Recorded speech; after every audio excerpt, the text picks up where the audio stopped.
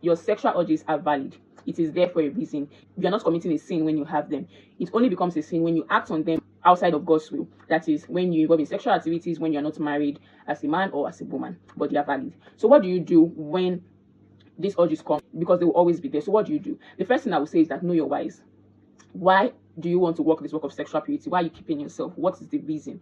So for us as believers, I want to believe that one of our major whys should be because the word of God says so. The word of God says we should flee fornication. The word of God says that the bed should be undefiled. So together with the word of God, what other reasons do you have for working in this work of sexual purity?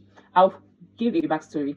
I'm a pastor's child, and for the longest of time before I knew about the title sexual purity, my reason for abstinence wasn't solely on the word of God. Yes, I knew what the word of God said, but it was not just solely on just what the word of God says.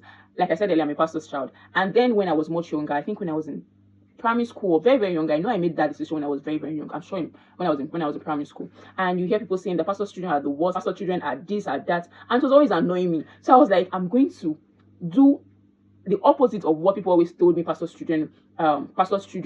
Like if you tell me pastor's children are always smokers, I will not be involved in smoking. If you say pastor's children are womanizers or they sleep around, I will do the opposite. So that was my own reason for a very long time to keeping myself and not misbehaving as a pastor's child.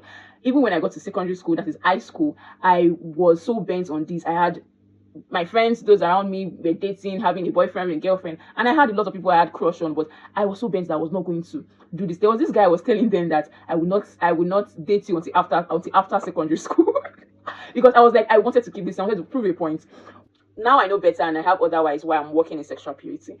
The thing is that when you know your why, it helps you to overcome temptation, because when temptation comes to you, or when there is a reason, or when these urges arise, you will be able to overcome them because you know why you are doing it. But if you don't have a why, if you don't know why you are doing it, anything that comes your way, you just fall into it. So it's important that you know your whys. I'll give other reasons in part 2. Let me know if you want more. I'll see you in my next video. Bye.